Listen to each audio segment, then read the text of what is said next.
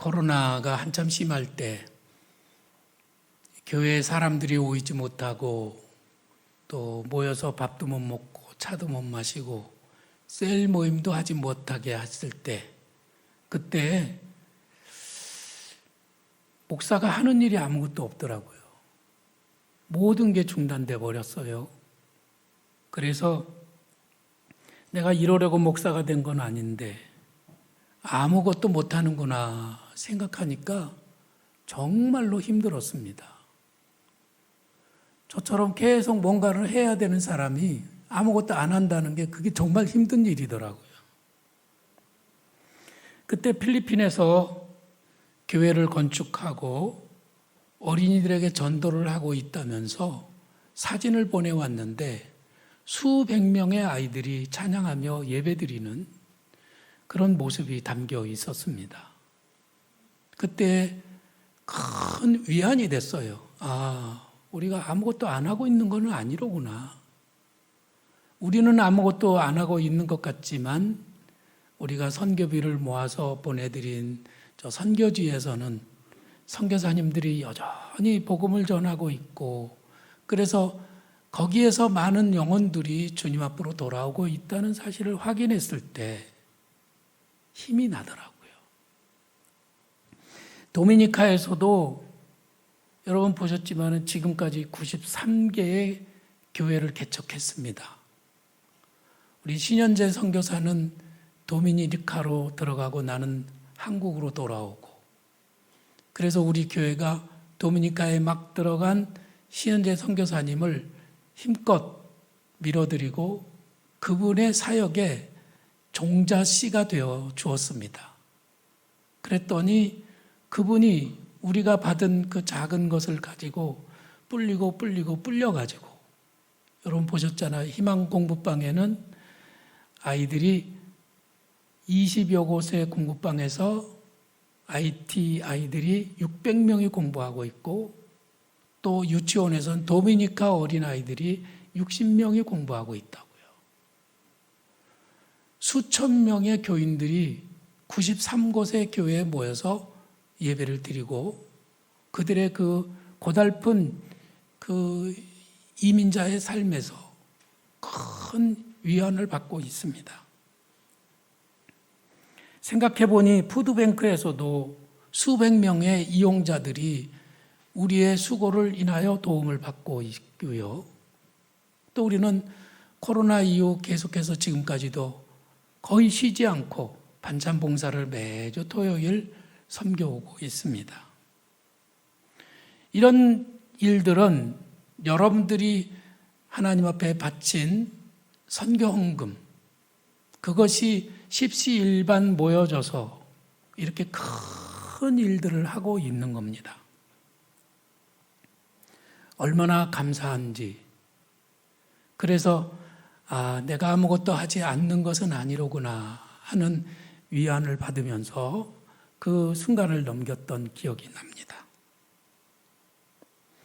예수님께서는 우리들에게 말씀하시기를 너희는 가서 모든 민족을 제자로 삼아 내가 너에게 분부한 모든 것을 가르쳐 지키게 하라, 이렇게 우리에게 명령을 내리셨습니다.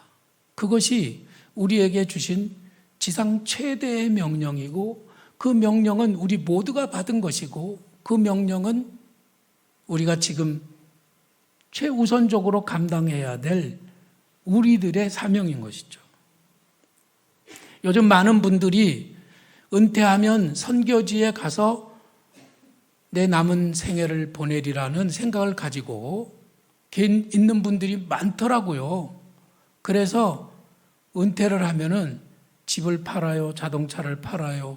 그리고 가산을 다 정리해가지고 보따리 하나 싸가지고 선교지에 가서 거기에서 모든 자기의 재산을 투자하고 자기의 남은 생을 들여서 복음 전하는 사역을 하시는 분들이 굉장히 많이 늘어나고 있습니다. 목사가 아닌 사람들이에요. 그래서 그분들은 일반 전문가들이고 자기의 전문 그런 지식을 가지고 선교지에서 사역을 하는 것이죠. 저는 여러분들도 그런 일을 꿈꾸는 거 굉장히 좋다고 생각을 하고요. 아마 여기 계신 분들이 그런 계획을 가지고 있는 분들도 있으리라고 생각을 합니다. 어쩌면은 또 일이 바빠서 못 가시는 분도 있고, 거기다가 남은 걸 다 바치기가 좀 거시기해서 못 하시는 분도 있을 수 있어요.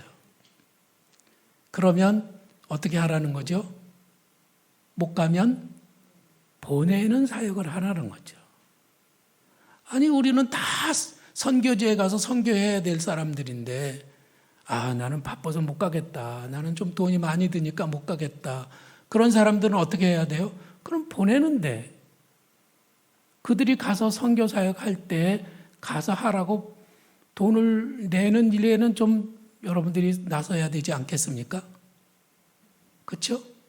그렇다고 하면 고개 끄덕끄덕 한번 해보세요. 그렇죠? 네. 자, 성경 말씀에 이렇게 말씀하셨어요. 보내심을 받지 아니하였으면 어찌 전파하리요? 보내니까 가서 하는 거지. 보내지 않으면 안 된다는 거예요. 물론 하나님이 우리에게 명령하셔서 우리들을 보내신 것도 있지만은 또 우리들도 그들을 부탁해서 좀 나 대신 가서 좀 해주세요. 제가 선교비는 드리겠습니다. 이렇게 해서 나 대신 가서 그분들이 사역하는 거죠.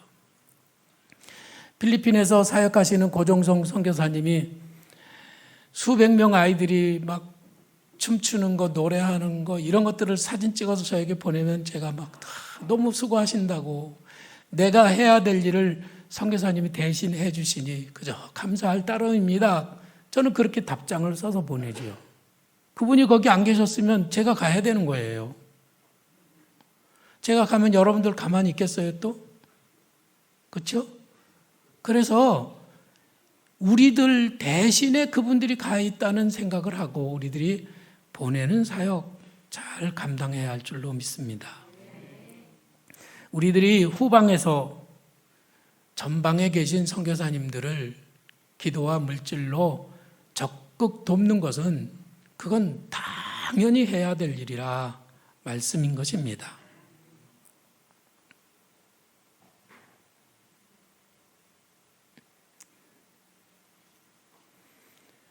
저는 목사가 된 계기가 있습니다.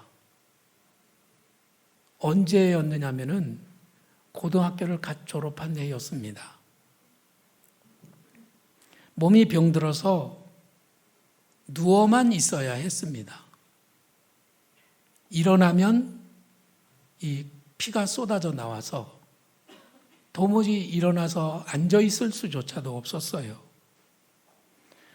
그런데 방에 누워 있으면서 들으니까 문 밖에서 사람들이 지나가는데 신발을 쭉쭉 끌면서 가더라고요. 근데 신발을 쭉쭉 끄는 그 사람들의 발걸음 소리가 너무 부러웠습니다. 야, 저렇게 힘내서 축축축축 걸어갈 수 있다면 얼마나 좋겠는가. 근데 그 순간에 제 마음속에 화산이 터지듯이 간절한 소원이 하나 생겼습니다. 살고 싶다라는 생각이었어요. 그래서 하나님 앞에 간절한 마음으로 소원을 아뢰었습니다. 하나님, 저를 살려주세요. 제가 뛰어다닐 수는 없다고 하더라도 걸어 다닐 힘만 있으면 제 일생을 들여서 복음 전하는 일에 힘쓰겠습니다. 이렇게 주님 앞에 기도를 드렸습니다. 그때 만일 제가 병들지 않았었더라면, 그때 만일 제가 건강하고 힘 있는 젊은이였다면 아마 그런 기도 안 했겠죠. 20살에 간절한 소원이 생겼다고 하는 것이 저로서는 너무 대견한 거예요. 20살이 되고 30살이 되고 50살이 되고 70살이 돼도 일생에 생명을 바쳐서 이 일은 꼭 이루고 싶은 그런 간절한 소원이 한 번도 없는 그런 사람이 세상에 얼마나 많습니까? 근데 저는 은혜였죠. 그 병으로 인하여 제 마음속에 간절한 소원이 생겼고 그 후로 하나님이 저를 살려주셔서 이후로 거의 50년이 지났네요.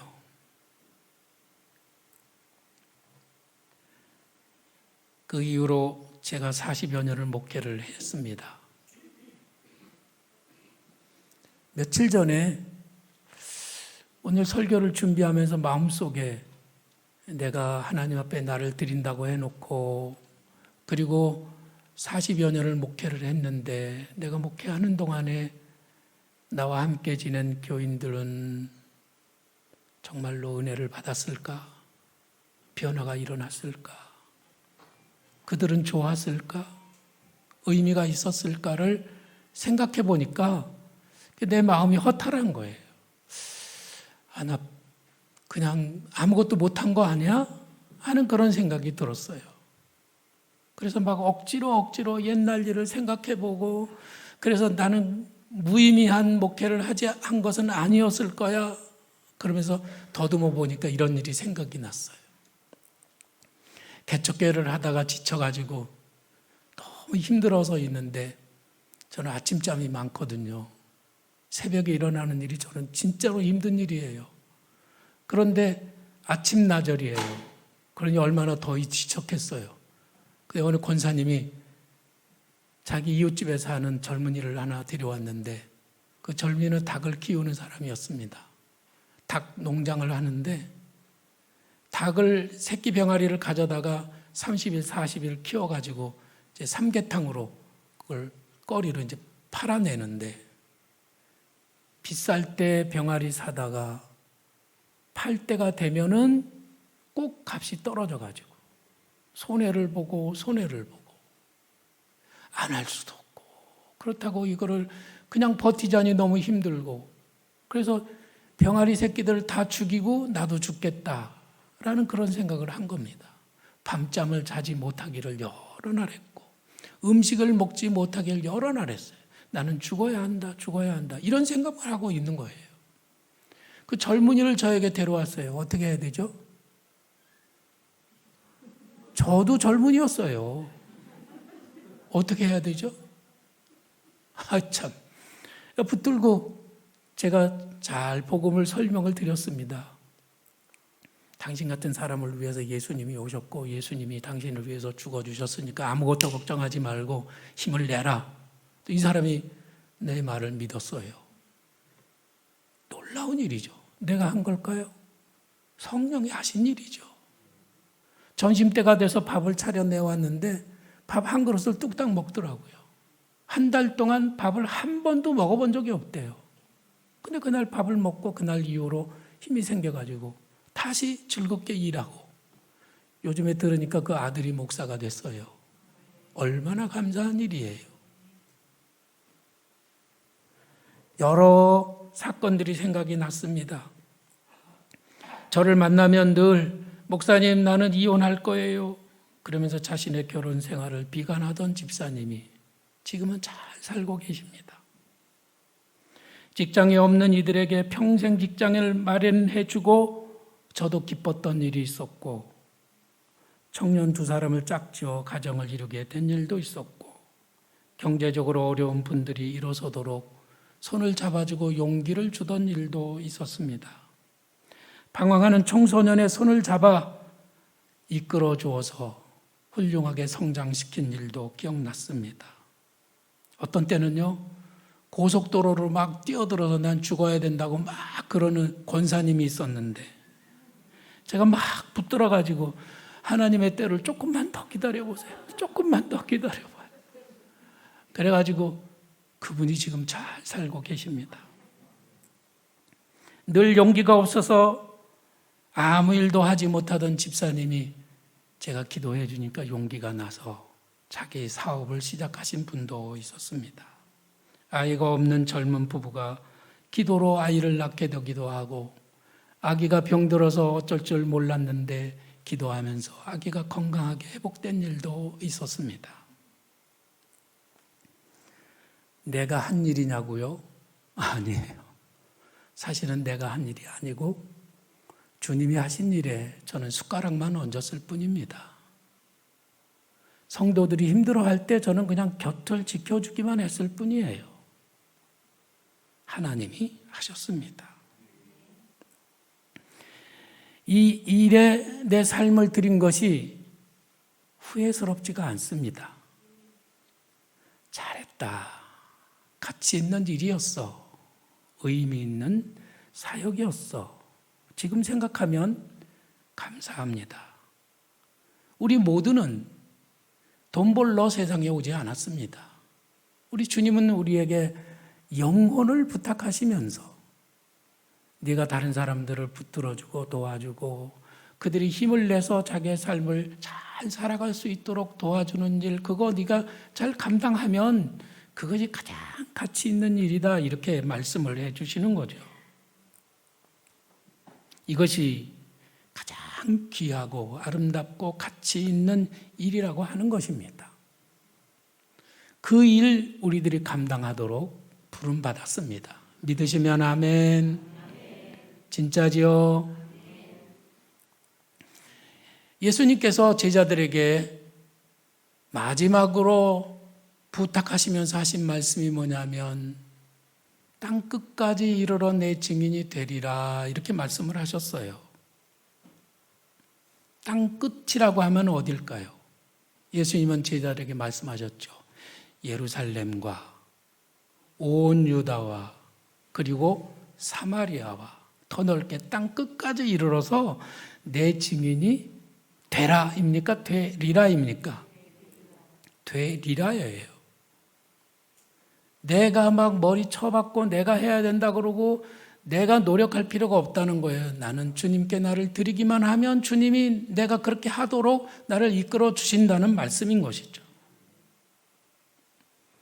생명의 복음 전하는 일, 예수 그리스도의 십자가 복음을 들고 모든 사람들에게 가서 복음을 전하는 그 일을 내가 나서면 그 일을 하도록 하나님이 나에게 순간마다 힘을 주신다고 하는 거예요.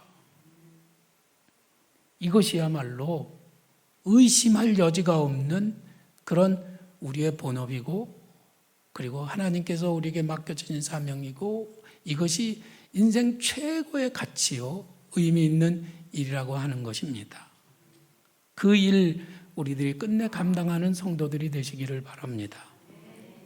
근데 우리들은 우리의 땅끝을 새롭게 보는 시각을 갖기를 소원합니다. 땅끝 그랬을 때 사도 바울이나 모든 사람들은 땅끝을 저 멀리 있는 어느 지리적이건 공간적인 어떤 장소를 생각하고 있었습니다. 거기까지 가서 복음을 전해야겠다. 멀리 가는 것도 힘들지만 문화가 다르고 언어가 다르고 생각이 다르고 그리고 전혀 우리와는 상관이 없는 그런 사람들에게 복음을 전하기 위해서 생명을 바치지 않으면 갈 수 없는 그곳에 가서 복음 전하라, 이런 말씀이었어요. 그때는 공간적인 그런 말씀이었지만은 요즘에 와서 이 말씀은 더 땅끝이 멀어졌어요. 더 땅끝이 더 넓어졌습니다. 땅끝의 그 개념은, 그 의미가 굉장히 커졌습니다.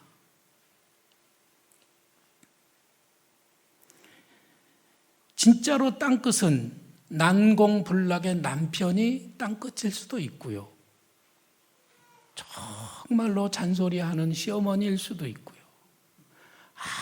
아무리 설득하고 설득해도 말 듣지 않는 자식들이 우리의 땅끝이 될 수 있다고 하는 말씀입니다. 최근에 버지니아에서 6살짜리 어린아이가 선생님을 총으로 쐈습니다. 선생님을 죽이자고 쐈지만 선생님은 다행히 죽지는 않았어요. 중상을 입었습니다. 우리는 정말로 하나님의 도우심이 아니면 우리 아이들을 잘 키울 수가 없습니다.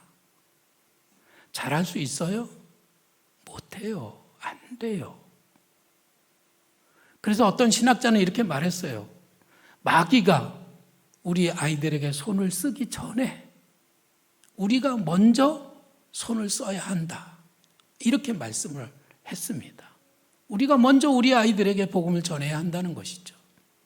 옛날에는 1040 윈도우라 그래가지고 10, 40, 북위 10도에서 북위 40도까지의 요 안에 미전도 종족이 너무 많이 있기 때문에 아직 예수 믿지 않는 종족들 95%가 1040 윈도우 안에 들어있어요. 그래서 거기를 집중적으로 전도하자. 그래서 거기에 선교사들을 보내고 거기에 모든 물자를 집중했었습니다. 그런데 요즘에 이제 들어와서 우리들 지각이 있는 선각자들이 뭐라고 말하느냐면 이제는 아니에요.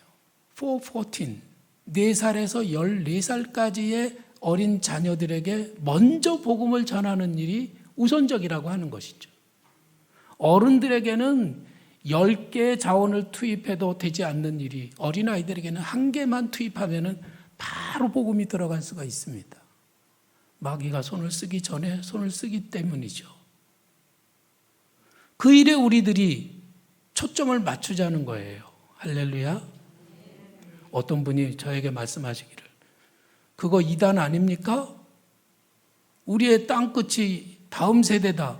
성경 어디에 나오는 거예요? 그러시더라고요. 그래서 땅끝을 우리가 해석하기 나름이에요. 이단 아닙니다. 414 윈도우 4살부터 14살까지 어린아이들에게 먼저 복음을 전하자고 하는 운동은 세계적인 운동이고 그 일은 우리 모두가 앞장서서 해야 될 운동이에요. 근데 그 일에 사람들이 몸을 들이지 않습니다. 마음을 들이지 않습니다. 왜냐하면 그는 돈만 들어가는 일이고 당장에 그 아이들이 헌금을 하는 일이 아니잖아요. 그 아이들이 예수 믿고 그리고 성장해서 헌금을 할 때가 되려면 20년, 30년 기다려야 되기 때문에 그런 건 안 하겠다는 거예요. 헌금을 위해서 하는 일이 아니라 그 아이들의 영혼을 위해서 미래 사회를 위해서 우리들이 그 일을 해야 한다는 것이죠. 우리는 다음 세대로 신앙의 물줄기가 흐르게 해야 합니다. 우리 복음의 최전선은 다음 세대입니다. 그래서 우리들은 우리의 땅끝은 다음 세대입니다 라고 선포하고 우리 모두가 그 일에 온 힘을 쏟는 것입니다. 할렐루야. 한번 여러분 그거 선포해 보실까요? 마귀가 듣고 깜짝 놀라서 도망가도록 힘있게 한번 선포해 보겠습니다. 시작. 우리의 땅끝은 다음 세대입니다. 아멘. 한국 선교 원년에 우리나라에 오신 선교사님들은 제일 먼저 학교를 세웠습니다. 이화학당과 배제학교가 바로 그 케이스죠. 그래서 사람을 키워서 미래의 지도자로 만들고 그들을 통해서 이 땅을 복음화시키겠다고 하는 그런 계획을 세웠어요. 장기적인 계획을 세웠던 겁니다. 이제 우리도 이 사역을 다시 원점부터 시작하겠다는 마음으로 하디 기념교회 원년에 우리도 그 마음 자세를 새롭게 하고 학교를 세우고 교회를 세우고 그래서 미래의 사회를 준비하는 그런 성도들이 되시기를 부탁을 드립니다. 어제 리더 캠프를 했습니다. 셀 리더들이 모여서 함께 훈련을 받았는데요. 그 아이스 브레이크 게임을 하는 사이에 손바닥을 이렇게 종이에다가 그리고서 맨 마지막 손가락에 당신의 기도 제목을 쓰시오 이렇게 되어 있어요. 근데 저야 기도를 여러 가지를 하고 있지만은 한 가지 기도 제목을 쓰라면 뭐냐. 그래서 제가 고민을 하다가 이런 걸 썼습니다. 나는 마지막 몇 년을 잘 보내고 멋지게 은퇴하기를 원한다. 이렇게 썼습니다. 지금까지 사역을 해오면서 40여 년 동안에 쭉 이렇게 편안하게 온 거 아니에요. 그만두고 싶은 날이 많았습니다. 한 걸음도 앞으로 나갈 수 없는 날이 있었어요. 몇 날이고 며칠이고 그냥 골방에 갇혀서 두문불출했던 때도 있었습니다. 울면서 하나님 앞에 힘들다고 하소연을 드렸던 적도 있었습니다. 저 자신이 기계가 아니기 때문에 감정을 가지고 있고 저 자신도 생각이 있기 때문에 너무 힘들고 그래서 정말 모든 걸 다 포기하고 싶은 때도 있었던 것이죠. 그런데 다행히 멈추지 않고 여기까지 걸어왔습니다. 무슨 힘으로 왔을까요? 예수님이 약속하셨잖아요. 성령이 너에게 임하시면 너희가 권능을 받고 예루살렘과 온 유대와 사마리아와 땅 끝까지 이르러 내 증인이 되리라. 내가 되려고 해서 된 거 아니에요. 성령께서 나를 그렇게 만들어 오시고 여기까지 이끌어 주신 거예요. 그 말씀이 나를 붙잡아 주신 것입니다. 되리라의 은혜가 나를 도와주신 것입니다. 지금도 실수가 많습니다. 인간의 욕망과 못난 성품 때문에 많은 이들에게 실망을 줄 때도 있습니다. 가슴이 철렁할 만큼 내가 왜 그랬을까? 왜 내가 그런 못된 짓을 했을까? 왜 내가 그렇게 실수를 크게 저질러? 이래서 막 몇 날을 괴로움을 사귈 때도 있었습니다. 그러나 여전히 말씀이 살아서 성령께서 나를 붙들어 주시고 그때마다 다시 일으켜 주시고 세워 주셔서 여기까지 온 겁니다. 주님이 다시 오시는 날까지 여러분들이 모두가 다 그 사명을 끝까지 감당할 수 있도록 성령께서 늘 힘주시고 도와주시기를 축원합니다. 그 말씀을 붙들고 우리 찬양하겠습니다.